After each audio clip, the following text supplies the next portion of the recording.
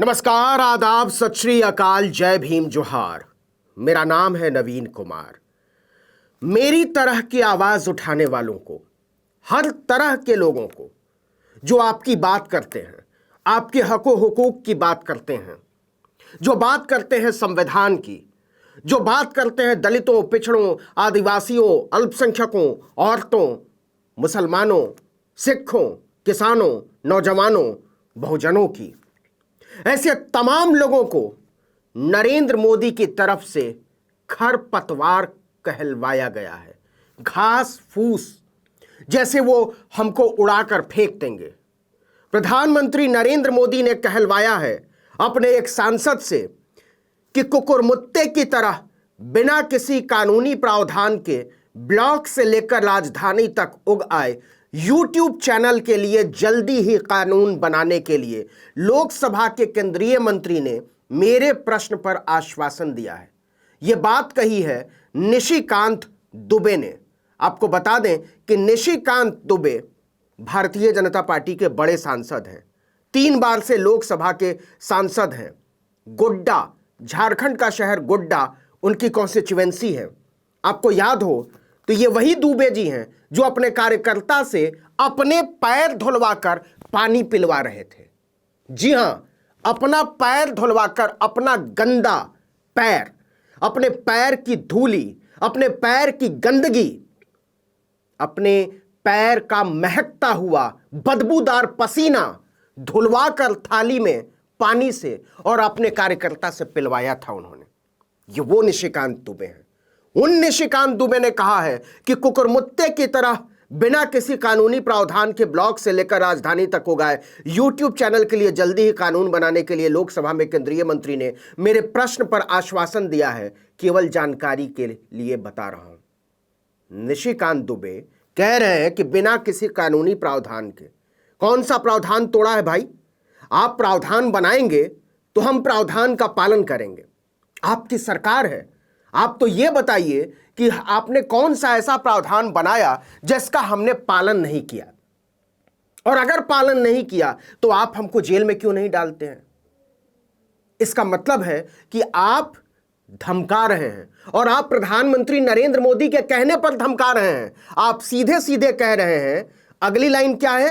केवल जानकारी के लिए बता रहा हूं। यह जो शब्द है ना, केवल जानकारी के लिए बता रहा हूं, यह धमकी की भाषा है, यह चेतावनी की भाषा है। यह एक पार्लियामेंटेरियन, एक सांसद की भाषा नहीं हो सकती कि बता दे रहा हूं, देख लेना, होशियार हो जाओ, समझ जाओ, संभल जाओ, बता दे रहा हूं। इसमें वो टोन है। ऐसी बात नरेंद्र मोदी अपने सांसदों से करवा रहे हैं, निशिकांत दुबे से करवा रहे हैं। क्यों करवा रहे हैं? इसलिए कि हम सवाल उठाते हैं, इसलिए कि हम पूछते हैं, आपकी आंख में आंख डालकर। आप तो प्रधानमंत्री जी जनता की आंखों से आंख नहीं मिला पाते हैं। आप नजरें चुराने वाले हैं। यहां तक कि बनारस में जब काशी कॉरिडोर की स्थापना हुई तो आप एक बार इधर देखते हैं, एक बार उधर देखते हैं। क्यों? क्योंकि एक टेलीप्रॉम्प्टर इधर रखा होता है, एक टेलीप्रॉम्प्टर उधर रखा होता है, बीच में जनता खड़ी होती है। आप जनता की आंखों से आंखें नहीं मिला पाते। आप इधर देखते हैं एक बार और फिर उधर देखते हैं, फिर ऐसे ऐसे हाथ हिलाते हैं, फिर वैसे वैसे हाथ हिलाते हैं। हवाई अड्डे पर जहां कोई नहीं होता वहां भी आप ऐसे ऐसे हाथ हिलाते हैं जैसे लाखों लोग खड़े हो। क्यों आपको हवाई अड्डों पर, रेलवे स्टेशनों पर दूसरी तरफ जहां कोई नहीं होता वहां आपको हाथ हिलाना पड़ता है? इसलिए हिलाना पड़ता है कि आप लोगों की नजरों से नजरें नहीं मिला पाते। और नजर क्यों नहीं मिला पाते? इसलिए कि आपने इस देश को बेरोजगारों का कारखाना बना दिया, इसलिए कि आपने बेरोजगारों की पीठ पर लाठियां बरसाई हैं, इसलिए कि आप अब की बार मोदी सरकार कह के, महंगाई पर वार कह के आप महंगाई बढ़ा देते हैं, लोगों की कमर तोड़ देते हैं। सवाल पूछते हैं हम, इसलिए आपको अपने सांसदों से हमारी तरह के लोगों को धमकी दिलवानी पड़ रही है कि हम देख लेंगे। कुकुरमुत्ता कहते हैं आप हम लोगों को, कुकुरमुत्ते की तरह बिना कानूनी प्रावधान के। क्या दिक्कत है आपको? क्यों कुकुरमुत्ता कह रहे हैं? हम आपकी ही तरह के इंसान हैं और आपकी आंखों में आंखें डालकर बात करेंगे। हम पूछेंगे कि जब आप सत्ता में आए थे तो 40 रुपए लीटर दूध था, आज वही दूध 56 रुपए है। क्यों मोदी जी? हम पूछेंगे कि जब बेरोजगारी चरम पर थी तब आप सत्ता में थे, लेकिन हम नहीं जानते थे कि बेरोजगारी को आप हाहाकारी बना देंगे।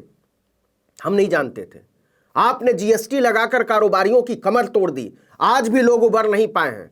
नौकरी है नहीं और नौकरी देने की नीयत नहीं है। आपने रिजर्वेशन छीना है दलितों, पिछड़ों से, आदिवासियों से। उत्तर प्रदेश में जो वैकेंसीज आई हैं आप देख लीजिए। आप हर चीज बेच देना चाहते हैं। मैं देश नहीं बिकने दूंगा कहकर आपने रेलगाड़ियां बेच दी, आपने पटरी बेच दिया, आपने स्टेशन बेच दिए, आपने हवाई अड्डे बेच दिए और एक ही कारोबारी को बेच दिया। हम सवाल पूछते हैं और आप कहते हैं कि सवाल पूछोगे तो हम तुमको कुकुरमुत्ता कहेंगे और आप धमकी दिलवाएंगे कि क्या कहते हैं कि केवल जानकारी के लिए बता रहा हूं, संभल जाओ। ये टोन है निशिकांत दुबे की भाषा में। लेकिन हम तो सवाल पूछेंगे और जरूर पूछेंगे, आपकी आंखों में आंख डालकर पूछेंगे। इधर उधर की बात नहीं कीजिए मोदी जी। हिम्मत हो तो हमको उठाकर जेल में डलवा दीजिए। आप चौराहे पर नहीं आ पाए ना, आपने कहा था कि मुझे चौराहे पर बुला लीजिएगा, आप नहीं आए। लेकिन हमको बता दीजिए, आपको पुलिस वगैरह को बताने की जरूरत नहीं है कि कहां से जाकर कौन सा आरोप लगाकर, आप केवल बता दीजिए कि हमको किस चौराहे पर आना है गिरफ्तार करने के लिए। सीधे, कोई गाड़ी में 5 पैसे का भी पेट्रोल भी खर्च करने की जरूरत नहीं है। बताइए हमको किस चौराहे पर आना है। आपके अरबों रुपए के महल के चौराहों पर आना है, या आपके 8,000 करोड़ के जहाज जहां खड़े हैं उस चौराहे पर आना है, या खरबों रुपए का जो सेंट्रल विस्टा बना रहे हैं उस चौराहे पर आना है। आप करोड़ों में तो बात नहीं करते ना मोदी जी। आप तो सूट भी पहनते हैं तो वो क्या कहने, आप तो लाखों वाखों को हाथ का मैल समझते हैं। आप तो गरीबी के दिनों में अडानी के फ्लाइट में घूमा करते थे। हम अमीरी के दिनों में भी रेलगाड़ियों में टिकट कंफर्म कराने के बारे में सोचते हैं। ये अंतर है हमारे और आपके बीच मोदी जी। इसलिए धमकी मत दिलवाइए, सीधे कहिए कि कब गिरफ्तार करना है। बुलाइए हमको, केवल कह दीजिए कि यहां आइए, किस थाने में आना है, किस पुलिस के पास जाना है, किस जांच एजेंसी के पास जाना है, किस खुफिया एजेंसी के पास जाना है। हम तैयार हैं, लेकिन धमकी से नहीं डरेंगे, आपकी चेतावनी से नहीं डरेंगे। और इस वजह से नहीं डरेंगे कि सवाल पूछना हमारा स्वभाव है, हमारी ट्रेनिंग है, हमारी पत्रकारिता का धर्म है। आप सोचते हैं कि टेलीविजन चैनलों के गुलाम एंकरों की तरह हम आपके सामने अपने दुम हिलाते रहें, यह नहीं होने वाला है।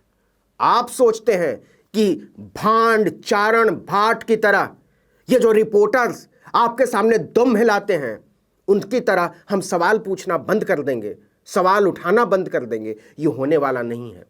आप कहते हैं यूट्यूब चैनलों पर, आप कहते हैं फेसबुक पर, आप कहते हैं इंस्टाग्राम पर, आप कहते हैं सोशल मीडिया पर पाबंदी की बात करते हैं। क्यों पाबंदी की बात करते हैं? इसलिए पाबंदी की बात करते हैं कि आप सवालों से डरते हैं। ये टेलीविजन चैनल सवाल नहीं उठाते, आपने उनकी बांह मरोड़ रखी है, उनकी हिम्मत नहीं है, या कहें कि वो इतने बेशर्म हो चुके हैं।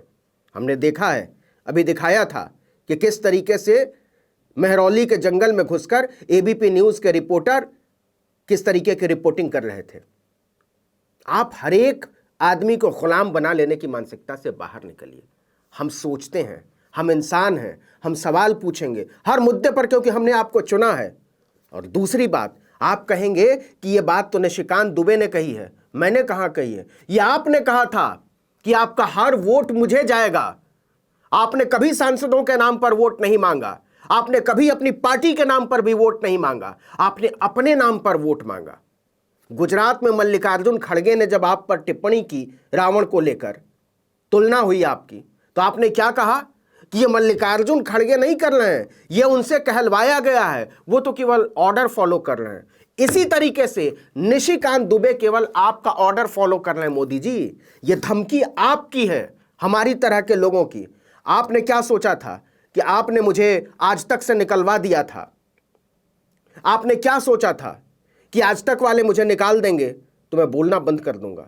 आपने क्या सोचा था कि मेरी तरह के लोगों को आपने अलग अलग जगहों से निकलवा दिया, या कहिए उन चैनलों पर दबाव डाला तो चीजें खत्म हो जाएंगी, सवाल उठाने वाले लोग बंद हो जाएंगे, आपसे पूछने वाले लोगों की जुबानें कटकर गिर जाएंगी? ऐसा नहीं हुआ। आप सोचते तो यही थे।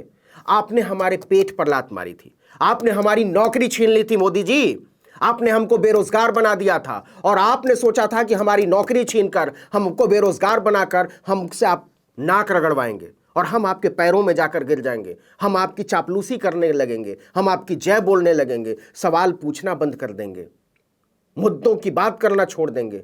लेकिन ऐसा नहीं हुआ तो आप चिढ़ गए हैं। मोदी जी, आप दरअसल चिढ़ते हैं उन तमाम लोगों से जो आप पर सवाल उठाते हैं, आपकी नीतियों के बारे में पूछते हैं, आपके वादों में आपकी कथनी और करनी का फर्क आपके सामने रख देते हैं। इसलिए आपको दिक्कत होती है। आपको दिक्कत होती है जब आप कहते हैं कि 50 करोड़ की गर्लफ्रेंड और फिर आप नारीवाद का, नारी सुरक्षा का मुद्दा उठाते हैं, स्त्री सम्मान का मुद्दा उठाते हैं। 50 करोड़ की गर्लफ्रेंड कहने वाले स्त्री सम्मान की बात नहीं कर सकते। आपकी नैतिकता नहीं है इस पर बात करने की, इसलिए आपको दिक्कत होती है। आपको ऐसे तमाम लोगों से दिक्कत होती है जो लोग पूछते हैं कि आप जो कहकर आए थे वो आप कर नहीं रहे हैं। आप देश नहीं बिकने दूंगा से आए थे और आप पहुंच गए देश नहीं बचने दूंगा पर। इस देश में आदिवासियों की क्या हालत हो गई है, क्या किसी से छुपा हुआ है? आपने लिंगा कोडोपी का नाम जरूर सुना होगा मोदी जी, या हो सकता है ना भी सुना हो, क्योंकि तो आप तो आदिवासियों के बारे में जानना नहीं चाहते ना। उनको उजाड़ कर आप अपने धन्ना सेठ दोस्तों को दे देना चाहते हैं उनके जंगल जमीन। आप जानते हैं लिंगा कोडोपी कौन था? एक आदिवासी। उसको उससे भी आपको वो कहीं नौकरी नहीं कर रहा मोदी जी। वो हमारी तरह यूट्यूब, फेसबुक, ट्विटर पर अपनी बातें करेगा इसलिए कि यही वो कर रहा था। और वो गया कहां बीच के 2.5 साल 3 साल? मैं बताता हूं आपको, सुनिए। पुलिस ने 3 गांव जला दिए थे, 5 महिलाओं से बलात्कार हुआ था, 3 आदिवासियों की हत्या हुई थी। लिंगा कोडोपी क्या कहता था? वहां जाता था, लोगों से मिलता था और वो वीडियो यूट्यूब पर डालता था। जी, यूट्यूब पर।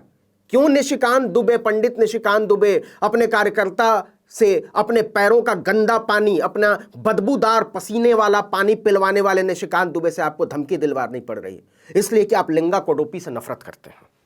आपको दिक्कत है हर आदिवासी, पिछड़े, दलित, बहुजन, पसमानदा औरत की बात करने वाले से। हुआ क्या कि लिंगा कोडोपी को पुलिस पकड़ लेती है, एसपी के घर में ले जाकर बंद करती है और उसके मलद्वार में मिर्च और तेल से डूबा हुआ मोटा डंडा डाल देती है। फिर से सुनिएगा, आपको बुरा लग रहा होगा लेकिन सुनिए। लिंगा कोडोपी के मलद्वार में मिर्च और तेल से डूबा हुआ डंडा घुसा देती है और लिंगा कोडोपी की आंत फट जाती है। 2.5 साल बाद लिंगा कोडोपी बाहर आए हैं। वो कहां अपनी बात करेंगे? आपकी आतताई पुलिस ने जो किया वो कहां करेंगे?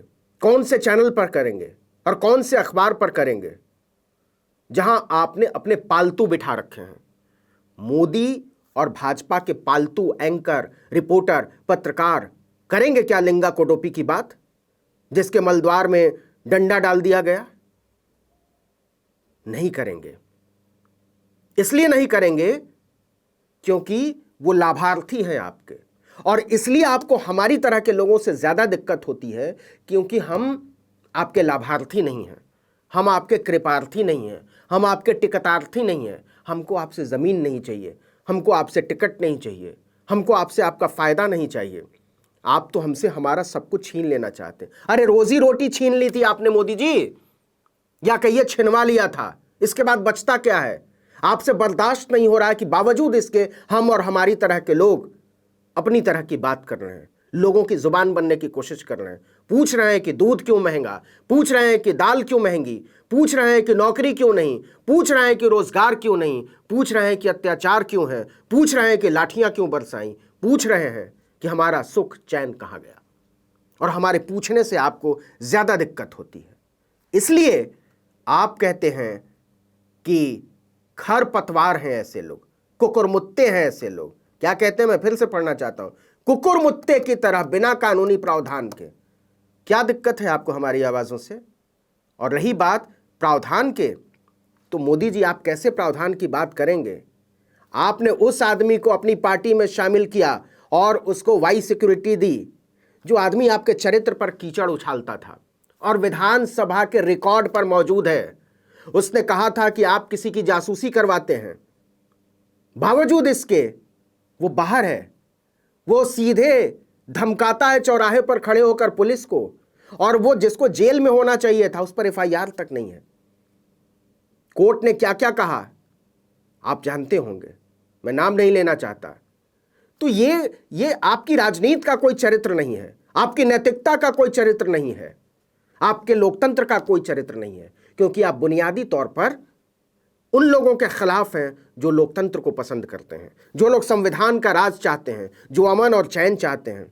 आपके पुरखे वो लोग थे जो इस मुल्क के झंडे से नफरत करते थे, जिन्होंने अपने मुख्यालय पर झंडा नहीं लहराया, जो लोग संविधान से नफरत करते थे, जो लोग इस देश से ही नफरत करते थे, इस देश की आज़ादी से ही नफरत करते थे। हम तो पहले दिन से इस देश के झंडे से प्यार करते हैं, इस देश की आत्मा से प्यार करते हैं। हम जानते हैं कि आज़ादी हमको कितनी मुश्किल से मिली है, लेकिन आपकी राजनीति के पुरखे आज़ादी को गालियां देते रहे, आज़ादी के मतवालों को गालियां देते रहे। इसलिए आपको दिक्कत होती है कि हम आपके नचाने से नाचते क्यों नहीं हैं।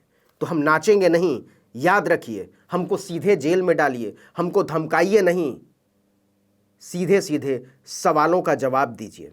और आखिर में मैं अवतार सिंह पाश, आपने नाम नहीं सुना होगा, मैं बताता हूँ, बहुत बड़े कवि हैं।